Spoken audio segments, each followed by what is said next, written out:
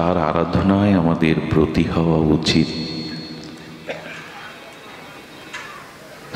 শ্রীকৃষ্ণ চৈতন্য মহাপ্রভু, যিনি প্রেম ও পরতত্ত্ব সীমা, যিনি রাসবিলাসের চরম পরিণতি, যিনি রাইকানো মিলিত তনু, তিনি বলছেন আমাদের আরাধ্য ভগবান ব্রজেশ তনয়,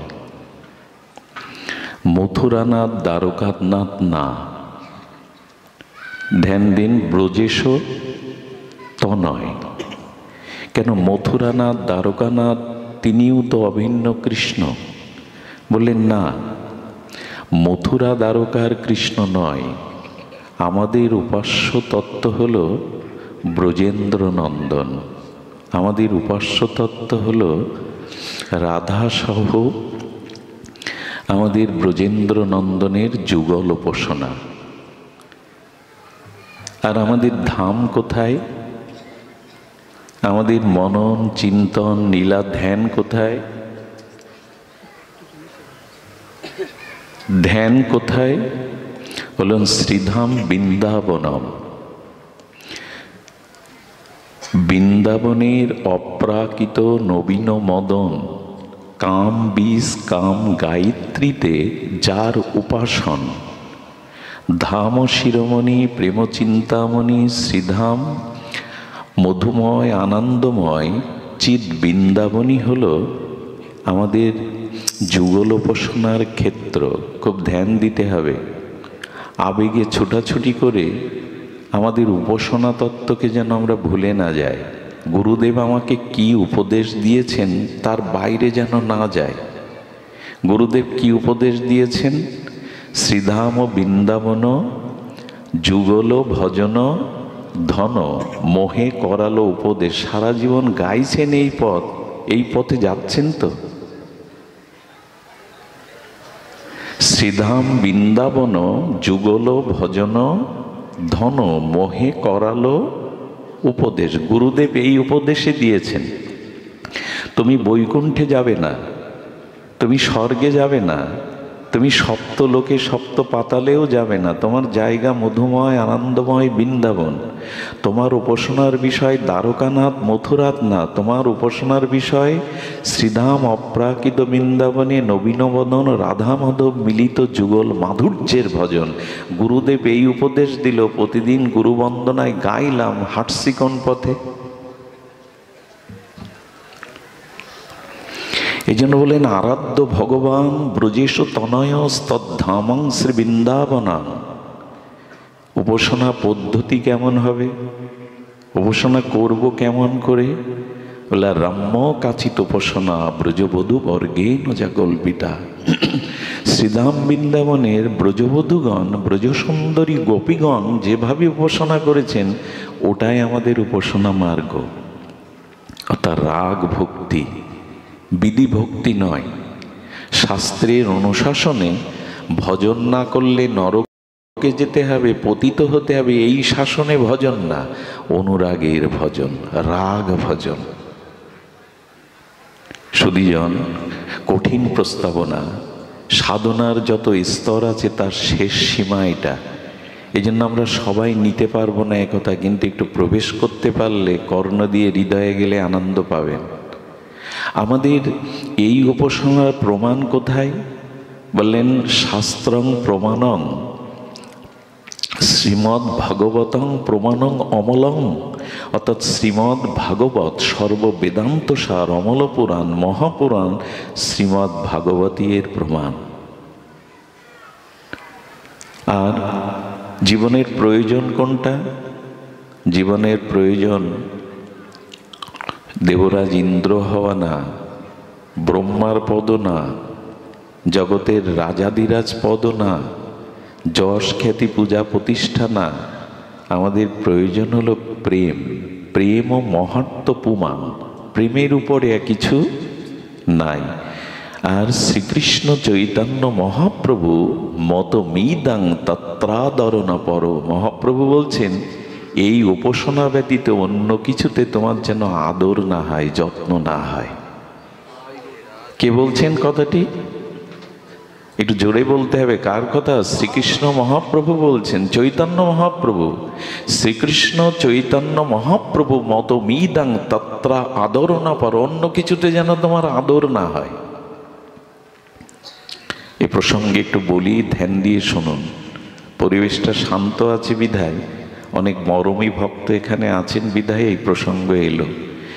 ট্রেনের ইঞ্জিন যে বগিতে থাকে, সেই ইঞ্জিন বগিটা যেদিকে যায়, অন্য ট্রেনের কামরাগুলো বগিগুলো সেদিকে যায় কিনা? নিয়ম তাই কিনা? ঠিক তেমনি আপনার মন যেদিকে যাবে, আপনার পরবর্তী গতি প্রকৃতি তাই হবে। এখন আপনার মন কোন উপাসনার দিকে যাচ্ছে, সেই দিকেই আপনার গতি প্রকৃতি যাবে। দেখুন, শরীরটা এখানে থাকা নয়, মনটা এখানে থাকা। শরীর যেখানে, ওখানে আপনি নেই। মন যেখানে, আপনি সেখানে। আবার বলি, শরীর এখানে, কিন্তু আপনার মন এখানে নাই, আপনি এখানে নাই। এখানে আপনার কোনো গতি প্রকৃতি হবে না। যেখানে মন, আপনি সেখানেই আছেন। দুই বন্ধু ছোটবেলা একই সাথে বেড়ে উঠেছে, গলাগলি, মত বিনিময়। একজন ভজন পথে আর একজন ভগবত বিমুখতার পথে মদ নারী নিয়েই পড়ে থাকে। কত বছর পর দুই ছেলেবেলার বন্ধুর সখাত দেখা। এখন যার যে আসক্তি, সেখানেই তো টানবে। হরি হরি করে, রাধা রাধা করে জীবন খাটালি নিরামিষকে, চল আজ একটু মদ খেয়ে ফুর্তি করি। ও বলছে, না তুই চল আমার সাথে একটু ভাগবতে। যে যার যেখানে টান, আসক্তি, বগি যেখানে, সেখানে তো পেছনটা যাবে, টেনে নিয়ে যাবে। তো দুজন দুজনার পথে চলে গেল, যার যে জায়গা। মদ যে খাচ্ছে, বাইজি নাচছে, কিন্তু মন ওখানে নাই। সারা জীবন পাপ করলাম, সারা জীবন ভোগের পথে গেলাম। একই সাথে বেড়ে উঠেছি, বাল্যবন্ধু, সে এখন ভগবত শ্রবণ করছে সাধুদের মাঝে, ওর মন ওইখানে পড়ে আছে। আর যে কীর্তনে গেছে, হঠাৎ মনে হলো সারা জীবন তো ভগবতেই কাটালাম, একদিন একটু জাগতিক আনন্দ নিলে ক্ষতি কি হতো? কে কোথায় আছে? আপনার মন যেখানে, আপনি সেখানে। শরীর যেখানে, আপনি সেখানে নয়। এই জন্য আচার্যরা, শিক্ষকরা, গুরুজনেরা, পিতামাতারা কোনো উপদেশ দিতে গিয়ে একটা শব্দ প্রয়োগ করেন, মন দিয়ে শুনছ তো? শোনে কি দিয়ে? শ্রবণ ইন্দ্রিয় কি? মন দিয়ে শুনতে বলছে কেন? শ্রবণ করি তো চোখ দিয়ে না, হাত দিয়ে না, কর্ণ শ্রবণ ইন্দ্রিয় বলে কেন মন দিয়ে শোন? এর কারণ হলো কর্ণ শ্রবণ ইন্দ্রিয়, কিন্তু মন যুক্ত না হলে কর্ণ শুনতে পাবে না। দেখবেন কারোর সাথে কথা বলতে গিয়ে বলবেন, তুই কি বলছিলি আবার বল, আমার মন এদিকে। কান তো ছিল, মন ছিল না। এখন আপনার মন যে উপাসনার দিকে, আপনার গতি প্রকৃতি সেদিকেই যাবে। সুধীজন, আমরা খুব বড় বেশি বিচার করি যে প্রকৃত সতীসাধ্যী কুলরমণীর একজনই পতি হয়, ওই জায়গায় আর কাউকে সে বসায় না। বসলে তার সতীত্বের হানি হয়। স্বপ্নেও পরপুরুষের কল্পনা সে করে না, জন্য এই জন্য তিনি মহাসতী। তা আমরাও কজনের চিন্তা মনে করব? সকালে একজনের, দুপুরে একজনের, রাতে একজনের। আমাদের দুর্দশা কেমন জানেন? একটু বলতে হয়, আমি গতকাল মনে হয় প্রসঙ্গে একটু বলেছিলাম। একজনের বউ হারিয়ে গেছে 3 দিন, পাচ্ছে না। তখন সেই গোবিন্দ মন্দিরে গিয়ে বলছে, আমার বউটাকে খুঁজে দাও, তোমার হাতের উপর বাঁশি গড়িয়ে দেব। তো পূজারী বলছেন, কৃষ্ণের বউ কখনো হারায়নি, বউ হারিয়েছিল রামের। 14 বছর বনবাসে সীতা হারিয়েছিল রাম। কৃষ্ণের কাছে বউ খুঁজতে চাচ্ছ কেন? ও তো বউ হারায়নি, ও জানবে কি করে? পাশে রাম মন্দির আছে, চলে দাও। রঘুপতি রামচন্দ্রের কাছে গিয়ে বলছেন, আপনার স্ত্রী হারিয়েছিল, আপনি আমার স্ত্রীকে সন্ধান খুঁজে দিন, আমি আপনার হাতে তীর্ধনুক বানিয়ে দেব রূপ দিয়ে। আমাদের দশা যেটা সেটাই বলছি। পূজারী বলছেন রঘুপতি রামচন্দ্রের স্ত্রী হারিয়ে গিয়েছিল, কিন্তু খুঁজে রাম পায়নি, পেয়েছিল হনুমান। পাশে হনুমানের মন্দির, ওখানে যাও। আমাদের দুর্দশা এই, শ্রীকৃষ্ণের চরণে ভজন করতে করতে পুত্র চাই, টাকা চাই, ধন চাই, সম্পদ চাই, আবার মা দুর্গার কাছে গেলাম। মা দুর্গার কাছে ফল না হলে আউড়ি বাড়ি গেলাম, এরপরে দরগায়ও যাব। এক সতী নারীর মন এক পতিতে না থাকলে সে অসতী হয়, আর আমার মন 10 জনকে দিলে আমি কি হব? এইগুলো এখন বোঝানো যাচ্ছে না। যে পাত্রে যাচ্ছে সেই রং ধারণ করছে মানুষ। নিজের সুখ সুবিধা, নিজের বৃত্তি প্রবৃত্তি অনুযায়ী সে সেখানেই গিয়ে সেই রং ধারণ করছে। এটা মহাপ্রভুর মত না। শুনলে অবাক হবেন, কথাটি পরে বলবো মনে করেছিলাম, কিন্তু আগেই বলছি। উদ্ধবকে ভগবান ব্রজে পাঠাচ্ছেন। কাকে? ইনি বৃহস্পতির শিষ্য। জগতে তার মতো জ্ঞানী দ্বিতীয় নাই, ভগবানের অত্যন্ত প্রিয়। তিনি বড় মন্ত্রীপ্রবর, বৃহস্পতির সাক্ষাৎ শিষ্য, জ্ঞানী মধ্যে অগ্রগণ্য, ভগবানের সখা। দূর থেকে কৃষ্ণ এবং উদ্ধবকে এক জায়গায় বসে থাকতে দেখলে অনেকেই উদ্ধবকে কৃষ্ণ ভেবে ভুল করত, একই রকম দেখতে। সেই উদ্ধবকে যখন ব্রজে পাঠাচ্ছেন গোবিন্দ, ধ্যান দিচ্ছেন তো? ঘুমাচ্ছেন না তো? একটা ঘুম পাড়ানি কথা শুরু করেছি আমি, খুব কঠিন একটা প্রস্তাবনা, ঘুমায়েন না, শুনুন তো। কি হয়েছে? উদ্ধবকে গোবিন্দ বলছেন, তুমি আমার প্রসাদী পোশাক পরে যাচ্ছ, আমার প্রসাদী মালা, আমার গায়ের অঙ্গগন্ধ তোমার এই প্রসাদী বস্তুর মধ্যে। তবে হ্যাঁ, তুমি গিয়ে গোপীদের সামনে বলবে শ্রীকৃষ্ণ উবাচ। আমি বলছি উদ্ধব, তুমি বলছো, এই কথা বললে ওরা তোমার দিকে তাকাবে না, শুনবেই না। যখন বলবেন কৃষ্ণ বলেছেন, তখনই তোমার দিকে তারা চাইবে। বুঝতে পারছেন বিষয়টা? তুমি গিয়ে বলবে না আমি দুটি কথা বলতে এসেছি, তোমাকে ওরা চিনতেও পারবে না, দৃষ্টিও দেবে না, ও কথা ওদের কানে কখনো। যদি বলো কৃষ্ণ বলেছেন, ব্রজনাথ বলেছেন, তখনই ওরা তাকাবে। তার মানে কৃষ্ণ কথা ছাড়া ওদের কানে অন্য কথা যায় না। আচ্ছা, ব্রজগোপিকারা, রাধারানী বিরহিণী, মাথুর বিরহে মাঝে মাঝে স্থূল পদ্ম আছে। পদ্ম 2 প্রকারের, স্থূল পদ্ম আছে। স্থূল পদ্ম দেখে গোবিন্দের বদন মনে করে জড়িয়ে ধরতেন, প্রাণনা তুমি কোথায় ছিলে? তমালকে দেখে কৃষ্ণের অবয়ব মনে করে জড়িয়ে ধরত, এই আমার প্রাণনাথ। মাঝে মাঝে বিরহ কাতরা রাধারানী বলছেন, ললিতা বিশাখা, আমি কৃষ্ণ পেয়েছি। বলে কোথায় পেয়েছিস? নখের মধ্যে। বলছে এই দেখ কৃষ্ণ আমার এই নখের মধ্যে এসে প্রকাশিত, যে বুকে জড়িয়ে ধরতেন। তার মানে ভ্রমরকে দেখে জড়িয়ে, তুমি তো সখা তার। সব বস্তুতেই যার কৃষ্ণ দর্শন, তো উদ্ধব সামনে গেলে কৃষ্ণ ভেবে জড়িয়ে ধরবে না? কথাটা খুব মার্মিক কথা যদি ভেতরে যায়।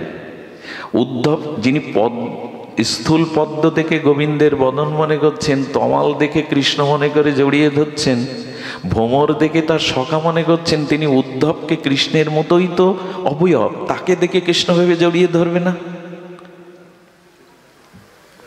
এই ভুল ওদের হয় না। ওদের নিষ্ঠা শুধু কৃষ্ণতেই। এই জন্য আমাদের নিষ্ঠাটা এক নিষ্ঠা নয়। মহাপ্রভু বলছে তত্র আদর না পর, অন্য কিছুতে যেন আদর না হয়, অন্য কিছুতে তোমার যেন আদর না হয়। যদি হয় তাহলে পরিণতি কি হয়? গীতা বাক্যে শুনুন, খুব সিদ্ধান্তের কথা। এগুলি আমাদের ভজন জগতে জানা দরকার। যদি অন্যদিকে মন যায়, তো ভগবান শ্রীকৃষ্ণ গীতাতে 9ম অধ্যায়ে, যেটা রাজগুহ্য যোগ, একেবারে খুব গোপনীয়, শ্রেষ্ঠ। রাজ মানে শ্রেষ্ঠ, গুহ্য মানে গোপনীয়, শ্রেষ্ঠ গোপনীয় তত্ত্ব বলছেন ভগবান, রাজগুচ্ছ যোগ। সেখানে কি বলছেন, শ্লোকটি বড় প্রিয়, জানতি দেবব্রতা দেবান। এই দেখুন, ভগবানের মুখ থেকেই শুনুন, আমি না, গীতাকার সাক্ষাৎ অখণ্ড পরদত্ত ভগবান বলছেন, জানতি দেবব্রতা দেবান পিতৃন জানতি পিতব্রতা। শ্লোকটা আজকে বাড়ি গিয়ে একবার খুলে দেখতে পারেন, আগামীকালও একটু দেখতে পারেন। গীতা নবম অধ্যায়ে 25 সংখ্যক শ্লোক, রাজগুচ্ছ যোগে। আর কি বলছেন, ভূতানি জানতি ভূতের যা জানতি মদ যাজিন ওপিমাম। শ্লোকটি খুব স্মরণযোগ্য। ভগবান বলছে, দেখো ওই যে রেলের ইঞ্জিন যেদিকে গেল, বগি সেই দিকে গেল। তুমি যদি দেবতাদের পূজা করো, তুমি যদি দেবতাদের, আর মা ঘুমাচ্ছেন, মা ঘুমাইও না, সামনে ওই পেছনের মা ঘুমাইও না।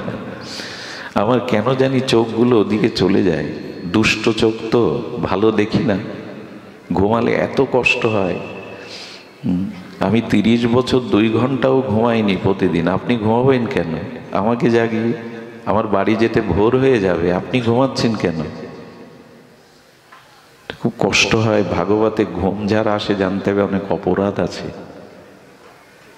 অপরাধে ভাগবতে নিদ্রা আসে, অলসতা আসে। এগুলো সামলান, তাহলে এই সব জায়গায় গিয়ে ওই দশায় হবে, ঘুম আসবে। একবার অভ্যাস হয়ে গেলে ওই অভ্যাসটা চলে আসবে। জেগে থাকুন। কথা হারিয়ে ফেলি, এই জন্য সামনে এমন কিছু ভক্তদের বসাতে হয় যাদের চোখ মুখ দেখলে ভাগবত আপনি প্রকাশ হয়। সবাই ভক্ত।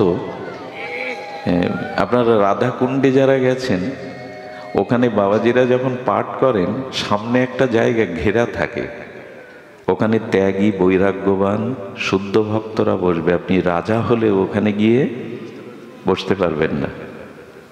এর পরের অধ্যায়টা অন্যদের। এখানে এটা করতে গেলে আমার আর এখানে পাঠ করতে আসতে দেবেন না। বেটা বিচার করতে শিখেছো, কে বড় কে ছোট? আমরা ছোট, এত দূর থেকে কষ্ট করে গাড়ি ভাড়া করে পাঠ শুনতে এসছি, আমাদের স্তর নাই। কিন্তু একবারও বুঝি না যে আমার থেকে একদিনও যিনি বেশি ভজন করেন তিনি আমার প্রণম্য, তিনি আমার শ্রেষ্ঠ। এটা বলা আছে শাস্ত্রে।